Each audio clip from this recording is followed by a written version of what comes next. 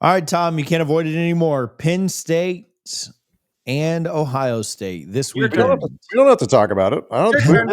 We don't need to talk about it. You know, it's going to be a nice little contest between two teams in Columbus. It's at noon on Fox. So, you know, for those of you that want to watch, you don't have to watch it. You can skip it if you want. Where do we begin? So, Penn State will probably have left guard Vega Ioane back and rotational guard / center Cooper Cousins back. So a little bit of positivity along the offensive line that's kind of had to rotate pieces as guys have become available and unavailable through most of the year.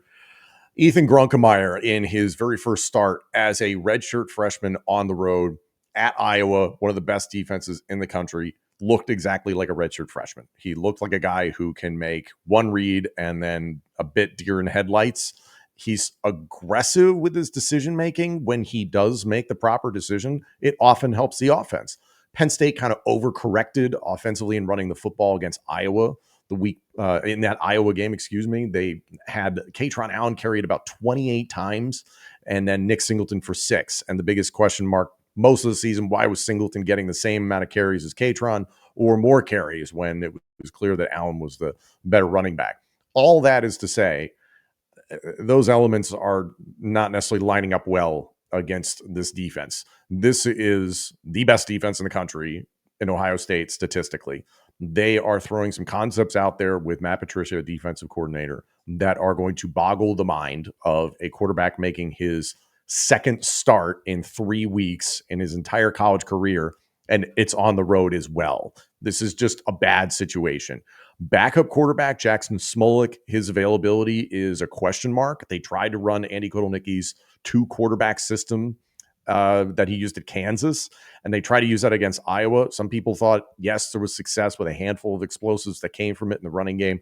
I'm of the mind that it really didn't seem necessary because Jackson Smolik was never a threat to actually throw the ball in any conventional concepts. He was strictly an option quarterback, and he got hurt in that game. So your next option is Beckham Kritza, who is just coming off of IR and is a true freshman.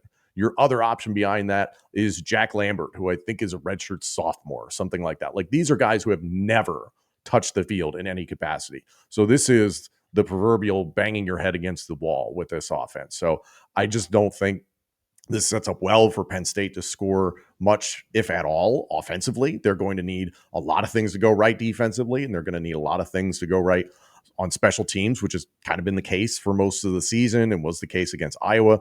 Who would have thought Justin Lustig is the best coordinator on Penn State football in 2025? So congrats to him. Maybe he'll keep his job here in a couple of months. For Ohio State, Brian Hartline and this offense, they're doing all the right things with Julian Sayin. We were talking about him earlier on in the show. He could very well be the best quarterback in college football. He's at least playing the best of the position, I think, nationally right now. Fernando Mendoza and Ty Simpson can make an argument. You put those 3 guys in the position. So it does make you think about, okay, where's he going to be in a handful of years? All of the weapons he has at his disposal. The receiving core, they're not necessarily the greatest running game in the country with Ohio State. This is still a really good offensive line. They have probably 4 different running backs that they can rotate out there. They don't put a ton of pressure on Julian Sayin in the grand scheme of things. So the best bet for Penn State is going to be to force Julian Sayin to make a lot of decisions. But I was talking about it earlier on in the show. This is a defense that is actively attempting to dumb down its strategy and playbook to make it simpler for this defense to play fast. That does not set up a lot of situations where Penn State and Jim Knowles are going to put Julian Sayin in a blender in terms of decision making, and they still have the best athletes on the field when it comes to the wide receivers. So this just doesn't really match up very well for Penn State, unfortunately, and it is a bummer. We talked about it earlier in the offseason. There are a lot of people, myself included, who hoped this could be 2 undefeated teams meeting in Columbus in early November. Could this be a preview of the Big Ten championship game? And now it's a far cry from that, and there's a strong chance Penn State doesn't win its first Big Ten matchup this season for another 3 weeks. Who gets a win first in conference, Florida State or Penn State? Who's Florida State got? Wake Forest this week. That ain't happening. They're firing Norvell after this game. Right. Hey, I'm fine with that. But Say Wake Forest has toppled SMU, so you got that. Honestly, this is just a rough stretch in general for Penn State. With I don't envy Ethan Grunkemeyer. Your first 3 starts are at Iowa, at Ohio State. Yeah, you had the bye week last week to kind of correct things, and Drew Hour's been around the building trying to help out. And then you're hosting Indiana on the 8th. Like, it's just it's brutal. And then you go to Michigan State. Maybe that's where you get your first Power 4 win of the year.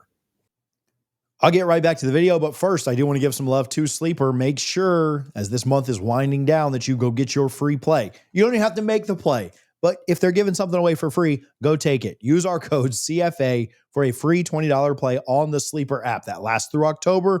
Don't miss out. Don't be messaging me on November 1st and saying, oh, can we still get it? No, go get it right now. Click the link in the description when this video is over, and it'll auto-populate that code for you so you get your free $20 play. We'll play this game more or less every single Wednesday live on the Power 2. You can also get $100, up to $100 match on your first deposit, but you don't have to deposit anything. Just go get the free play. I don't have a good gauge on this game at all, to be completely honest. I've been watching more Ohio State than I have watching any bit of Penn State. So forgive me if I just say I think Ohio State wins this one. Like, no, give me a final score of I'll be nice, 31-10, 31-7. I mean, maybe. I don't know. I'm not even going to try and act like that. I have a gauge on where Penn State is right now. I'll go 38-13. Ohio State. That was exactly what I was just going to say. Sorry, I'll do it. Yeah, 41-13. I'll make it even worse. Whatever. Oh no, I agree with you. This is a situation where players inevitably will get up for it. I expect to see fight and toughness from Penn State, at least in the first half of this game. But Ohio State's too much at every single position. The spread is 20.5. The over-under is 43.5. I'm with you. Somewhere in the neighborhood of close to 40 points or over 40 points for Ohio State. Defensively, Penn State does not have much of a pass rush. The interior of the defensive line, the defense itself cannot stop the run. There is next to no depth at linebacker, and the secondary is just not what people thought it was in the offseason. And I love Terry Smith. My regular co-host is Justin King, coined the phrase lockdown U, former Penn State defensive back. Great. I would love to see these guys performing at a higher level, but Zakee Wheatley at safety can't do everything by himself. I never thought there'd be a situation. I knew I was going to be at home this weekend in the offseason, just kind of looking at my travel schedule and what games I would go to. I don't know if this will make it onto one of the 3 TVs that I watch. I never quad box, by the way. I'm too ADD for that, but I do have the 3 TV set up. And so Vandy, Texas on the big one, Miami, SMU on one of the small ones. And then I'm down to either this game or Duke and Clemson. And I just think because we play Clemson next week, that'll probably be what it's at. I can't believe that I might not have this game on. Maybe this will make the laptop for a quarter, but we'll see. Yeah. This will make the laptop